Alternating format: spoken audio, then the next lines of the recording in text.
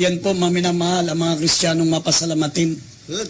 Sabi, magpapasalamat lamang ba tayo dahil sa mga mabubuting bagay at sa masama ay hindi? Sabi, ang Panginoon ang nagbigay, ang Panginoon ang nag-alis, purihin ang mahal na Panginoon. Sabi ng Biblia, at sa mga salitang ito ay hindi nagkasala si Job. Nalugod ang ating pinakamamahal na Panginoon sa kanya, maminamahal. Tayo po, wala pong dahilan upang tayo po ay manghina, manlupaypay sa paglilingkod. Walang dahilan upang tayo magreklamo, mga minamahal, sapagkat tayo po, mga minamahal, ay tagapagmana ng Diyos. Sinabi ng Lucas Kapitulo 12, mga minamahal, talatang 32, iniibig ng Diyos. Iniibig ng mahal na Panginoon na ipagkaloob sa atin ang kanyang buong kaharian. Sabi ng Lucas 6:23, magsilundag kayo sa tuwa, napakalaki ng gantimpala natin sa langit. Kaya walang dahilan upang tayo po'y magmukmuk. Kahit may mga pagsubok, kahit may mga kagutuman, may mga kahirapan po tayong nararanasan. Sinabi ng Biblia, in everything give thanks, for this is the will of God. Kindly, maminamahal, basahin po natin itong dalawang talata, Lucas 12:32, at mamaya basahin po natin ang Lucas 6, talatang 38. 6:23. Dito po sa aklat po ng Lucas, chapter 12, verse 32, sabi dito sa Lucas 12:32, huwag kayong mga takot, munting kawan, sapagkat nakalulugod na mainam sa inyong Ama ang sa inyong ibinigay at sa inyong ibinigay ang kaharian. Dito po sa Lucas 6:23, sabi dito sa Luke chapter 6:23, sabi dito, magalak kayo sa araw na iyon at magsilukuso kayo sa kagalakan sapagkat narito ang ganti sa inyo'y malaki sa langit sapagkat sa gayon ding paraan ang ginawa ng kanilang mga magulang sa mga propeta.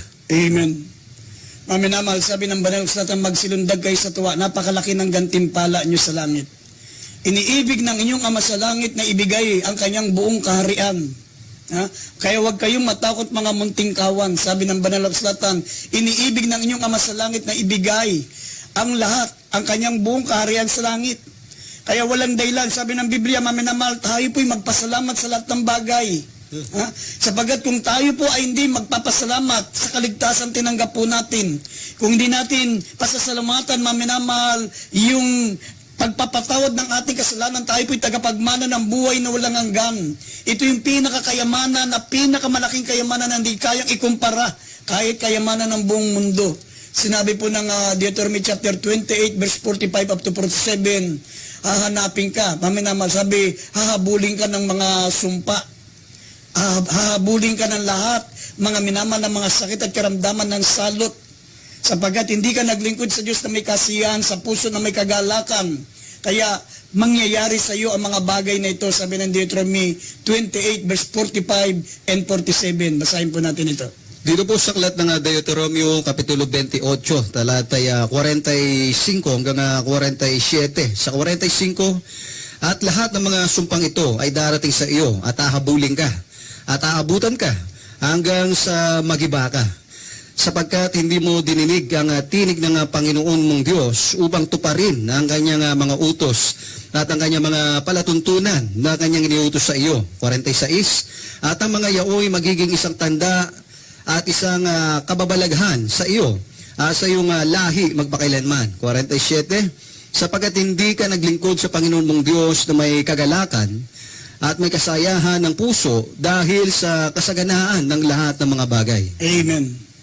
Yan po, maminamahal. Kaya nga, bahagi ng ating paglilingkod sa ating pinakamamahal na Panginoon, maminamahal, yung tayo naglilingkod na may kagalakan at may mapasalamatin. In everything give thanks, for this is the will of God.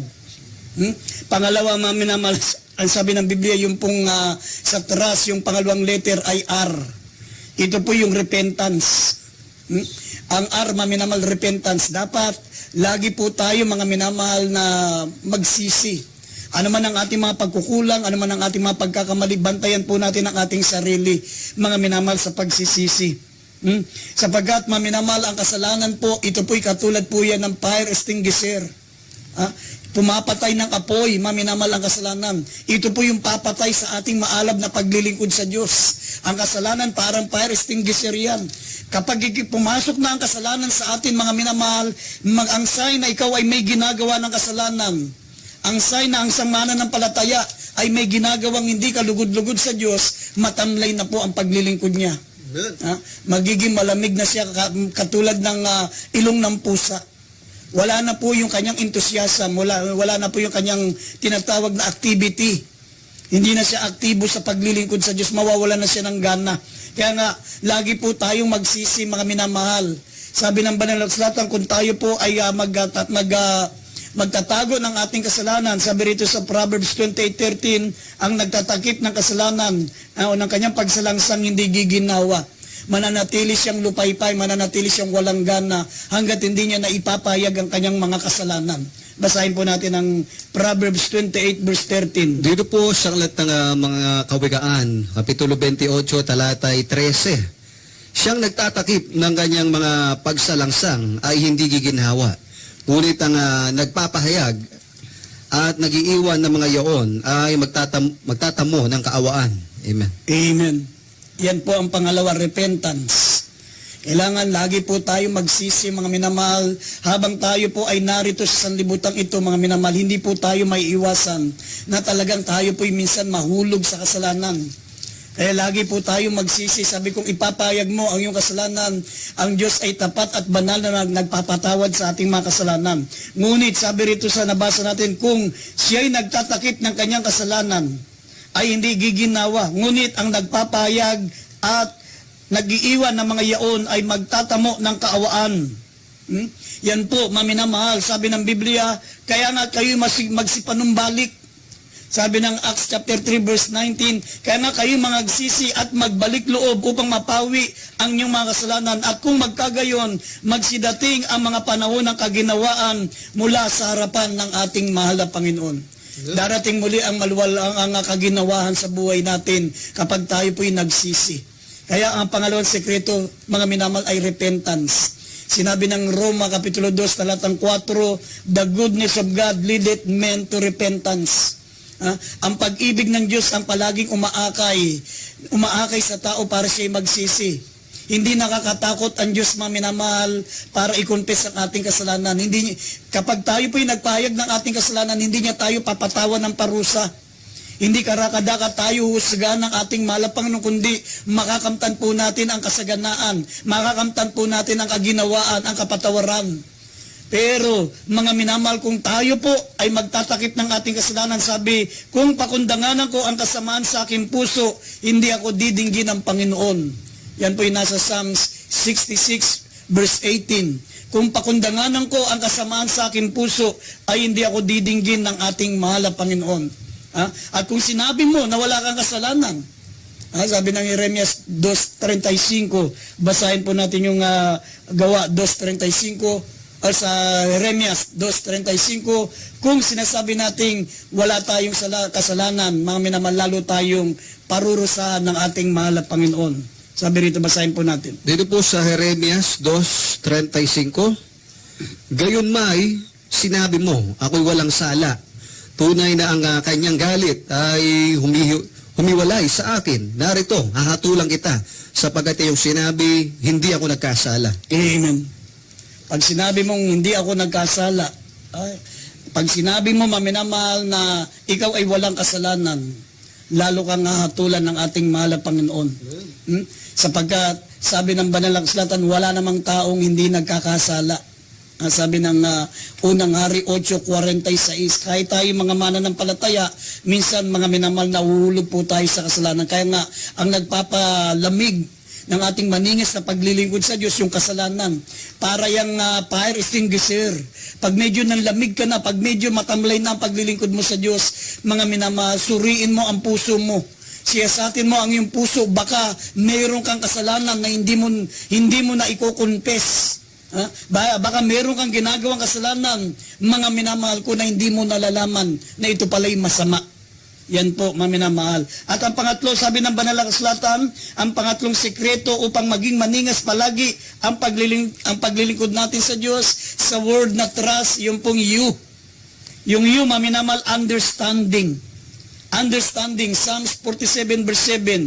Maraming mga mananampalataya, mga minamahal, ang gaya-gaya lang ang paglilingkod sa Diyos. Kaya kapag yung kanilang ginagaya ng lamig, manlalamig na rin sila. Yung kanilang paglilingkod, mga minamahal, isinasandig nila sa kanilang kapwa mananampalataya, parang sunod-sunuran sila pag nakita nila yung kaibigan nila mainit. Kung ang kaibigan nila nag-choir member, mag-choir na rin sila. Pag ang kanilang kaibigan, mga minamahal, ay nag-backslide ng lamig, ganun na rin. Bakit? Kasi hindi nila naiintindihan ang tamang paglilingkod sa Diyos.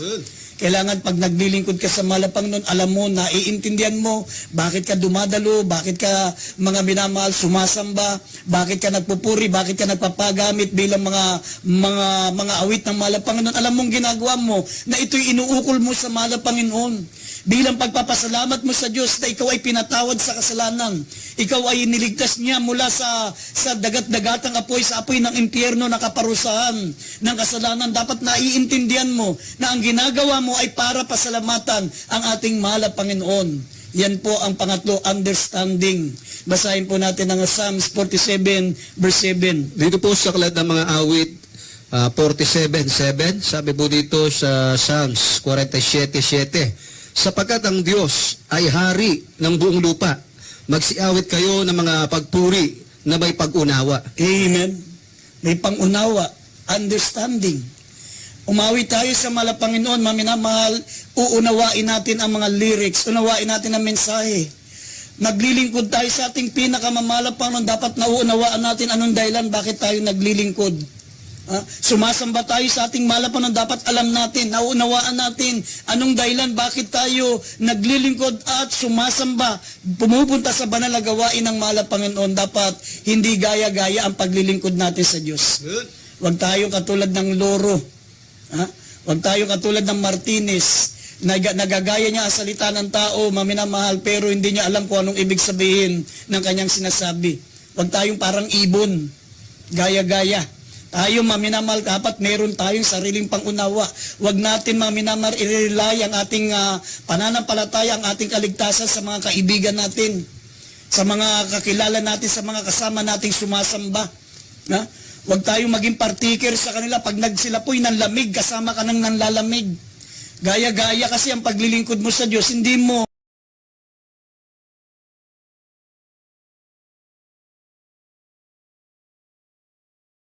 inuunawa, bakit ka sumasamba, bakit ka dumadalo, bakit ka naglilingkod. Hindi mo naiintindihan kasi mga minamahal, gaya-gaya lang ang paglilingkod mo. Pero sabi ng Biblia, mga minamahal, paglingkuran natin siya na may pagpupuri, na may pangunawa. Kailangan, importante po yung nauunawaan natin ano man ang ating ginagawa para sa ating pinakamamahal na Panginoon. Pang-apat, mga minamahal, sabi ng Banal na Kasulatan, ang pang-apat po sa trust, yung pong stand. Yung S, stand. Sinabi ng Exodus chapter 14 verse 13, sabi rito, mga minamahal, tayo po, mga minamahal, sabi, stand still and see the salvation of the Lord. Tumayo ka. Sabi ng ating pinakamamahal pa nung kay Moses, mga minamahal, tumigil kayo.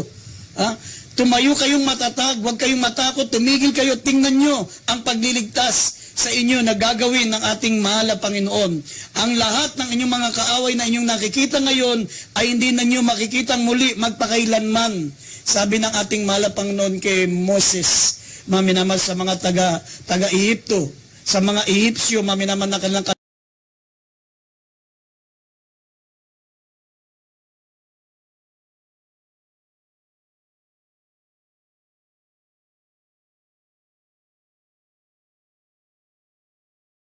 laban noon. Ganon din, maminamal, sabi ng Biblia, kung gusto mo maging maningas, lagi ang paglilingkod mo sa Diyos, tumayo ka mag-isa, mga minamal, sa pananampalataya, gaya ng lalaki. Sabi rito, maminamal, sa unang Korinto 16, talatang 13, maminamal, pero basahin mo natin Exodus 14:13 at sa 1 Corinthians chapter 16 verse 13 mamaya. Ito ng 1 Corinthians na. Dito po sa 1 Corinthians chapter 13 verse 16 po. Sabi dito sa 16:13. 16:13, 1 Corinthians chapter 16, verse 13. Sabi dito, magsipag-ingat kayo, magpakatibay kayo sa pananampalataya, kayo'y mga pakalalaki, kayo'y mga pakalakas. Amen. Watch ye, stand fast in the faith, quit you like men, be strong. Sabi po maminamal sa English, watch ye, stand fast in the faith, quit you like men, be strong. Kahit tayo mga babae, magpakalalaki tayo. Yes. Lalo na yung mga lalaki, maminamal, magpakatunay na lalaki tayo, wag tayong lalambot-lambot. Gaya ng mga ibang mga mananampalataya na mas mainit, mas matatag ang mga kababaihan kaysa sa mga ibang kalalakihan na naglilingkod sa mahal na Panginoon. Kaya ngayong maminamal, ito po yung stand. Tumayo tayo, maminamal, sa mga pangako ng Diyos. Sinabi niya, hindi kanya iiwan, hindi kanya pababayaan. Ang ating mahal na Panginoon ay sumasayo hanggang sa katapusan ng sanlibutan. Pangawakan natin ang mga pangako ng Diyos. Ang sabi niya sa Genesis 28 verse 13, hindi kita iiwan. Hindi kita iiwan hanggang ang lahat ng mga pangako ko sa iyo ay magaganap, hanggang maisagawa ko sa iyo lahat ng mga ipinangako ko sa iyo. Yan po ang mga pangako na dapat nating tayuan.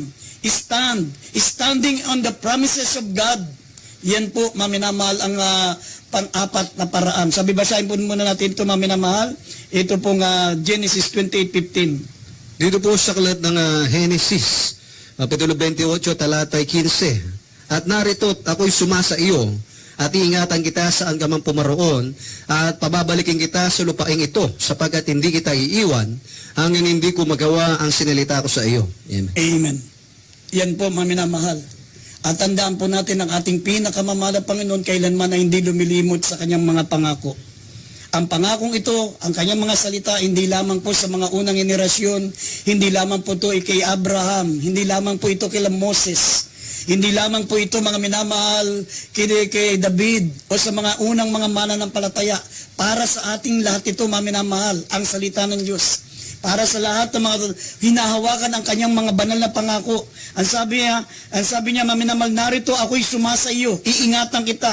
Saan ka man pumaroon at pababalikin kita sa lupaing ito, sapagkat hindi kita iiwan hanggat hindi ko nagagawa ang mga sinalita ko sa iyo. Isa yan sa mga pangako niya.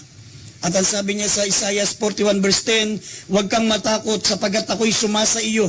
Huwag kang manlupaypay sapagkat ako'y iyong Diyos. Palalakasin kita, oo, tutulungan kita, aalalayan ka ng kanang kamay ng aking katwiran. Yan po, maminamahal, ang mga pangako niya. Hindi kanya iiwan, hindi kanya pababayaan. Kaya sabi po ng unang hari, kung idadagdag natin unang hari, 8:56, walang pangako, maminamal, walang pangako na nagkulang sa mga pangako ng mahal na Panginoon na ipinangako niya kay Moses, mga minamal na kanyang lingkod. Lahat ng mga pangako ng mahal na Panginoon, tinupad ng ating dakilang Diyos. Kaya pangawakan nating matibay ang kanyang mga banal na pangako. Yan ang ibig sabihin ng standing on the promises of God. Basahin po natin ang talatang yan. Dito po sa unang mga tagahari, 8. Unang hari, hindi tagahari. Unang hari po. Dito po sa unang hari, 8:56. Purihin ang Panginoon na nagbigay kapahingahan sa kanyang bayang Israel ayon sa lahat na kanyang ipinangako. Walang nagkulang na isang salita sa lahat ng mabuting pangako na kanyang ipinangako sa pamamagitan ni Moises na kanyang lingkod. Amen. Walang nagkulang, maminamahal. Walang nagkulang ni isa. Sabi, purihin ng Panginoon na nagbigay ng kapahingahan sa kanyang bayang Israel ayon sa lahat ng kanyang ipinangako, at walang nagkulang ni isa. Ni isa, mga minamal, walang nagkulang ni isa. Ni isang salita sa lahat niyang mabuting pangako na kanyang ipinangako sa pamagitan ni Moses na kanyang lingkod. Yan po, mga minamal, kaya karapat dapat lang pagtiwalaan ng ating mahal na Panginoon sa kanyang mga pangako. At yung kauli-ulian, maminamal na letra sa word na trust, ito po yung T. At ang ibig sabihin ng T, ito po yung trust. Sinabi ng Banal na Kasulatan, trust in the Lord with all thine heart, and lean not unto thy own understanding. In all thy ways acknowledge Him, and He shall direct thy paths.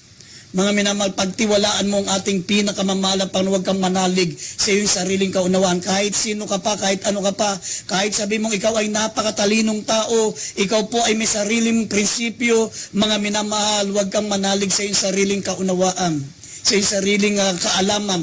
Sabi, mga minamahal, magtiwala ka sa ating mahal na Panginoon. Sabi rito sa Proverbs chapter 3 verse 5 and 6. Basahin po natin ang talata. Proverbs, dito po sa Proverbs chapter 3, verse 5 and 6, sabi po dito sa 5, tumiwala ka sa Panginoon ng buong puso mo at huwag kang manalig sa iyong sariling kaunawaan. Kilalanin mo siya sa lahat ng iyong mga lakad at kanyang ituturo ang iyong mga landas. Amen. Yan po, maminamahal. Bakit natin dapat pagtiwalaan ang ating mahal na Panginoon? 10 years from now, alam niya na. Tayo, ang alam lang natin itong sandaling ito. 20 years from now, alam niya. Alam niya na ang resulta. Maminamal, alam niya na ang mga mangyayari. 10 years from now, 20 years from now, 30 years from now, kahit 100 years from now, alam na ng mahal na Panginoon. Kaya minsan hindi ibinibigay yung ating mga hiningi sapagkat alam niya na ang magiging resulta. Hindi man ibigay yung ating iningi sa Kanya, maminamahal, hindi nangangahulugan, mga minamahal, na hindi ka pinakinggan ng Diyos. Ibig sabihin, meron siyang higit, mga minamahal, na ibibigay na mas mabuti sa iyo. Kaya sabi, pagtiwalaan mo siya. In all thy ways, acknowledge Him. Sa iyong mga lakad ay pagtiwalaan mo siya. Huwag kang manalig sa iyong sariling kaunawaan. Kilalanin mo siya sa lahat ng iyong mga lakad, ituturo niya sa iyo ang iyong tamang landas. Kaya tayo napapariwara, maminamal, kasi pag hindi pinakinggan ng Diyos ang ating panalangin, pag hindi ibinigay ng Diyos ang iyong hiningi, akala natin, mga minamahal, pinabayaan na tayo ng Diyos, akala natin hindi na tayo mahal ng Diyos, kaya nanghihina tayo, nanglulupaypay tayo. Hindi ganun. Para wag mawala ang ningas ng ating paglilingkod sa Diyos, sabi, pagtiwalaan mo siya, trust. Sinabi rito sa Psalms chapter 37, verse 3 hanggang 5, basahin po natin, kinakailangan mo magtiwala sa Kanya para hindi man lamig ang iyong maalab na paglilingkod sa Diyos. Basahin natin to. Dito po sa aklat ng mga awit, Kapitulo 37, talatay 3 hanggang 5. Tumiwala ka sa Panginoon at gumawa ka ng mabuti. Tumahan ka sa lupain at gawin mong kumain sa Kanyang pagkatapat. 4. Magpakaligaya ka naman sa Panginoon at bibigyan ka niya ng nasa ng iyong puso. Ihabilin mo ang iyong lakad sa Panginoon, tumiwala ka rin naman sa Kanya at Kanyang papangyayarihin. Amen. Yan po ang mga sekreto, yan po ang mga susi upang manatiling maningas, maalab ang paglilingkod natin sa mahal na Panginoon. Mga minamahal, pangawakan niyo po ang Kanyang mga salita. Babalik na ang ating mahal na Panginoon, ang mga Kristiyanong palamig-lamig, ang mga Kristiyanong ningas-kugon sa paglilingkod, mga minamahal, ikinalulungkot ko, hindi po sila makasama sa rapture. Kaya napapakinggan natin ang salita ng mahal na Panginoon para ianda po tayo sa pagparito ng ating pinakamamahal na Panginoon. Kaya nga bang napapakinggan natin ang waiting I give